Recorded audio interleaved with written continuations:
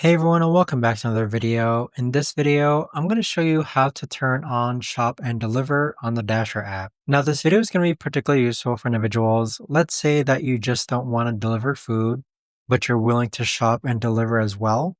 How do you actually go ahead about doing so? Now, this video is going to be short, sweet, and simple, guys. There's not going to be a lot of steps involved.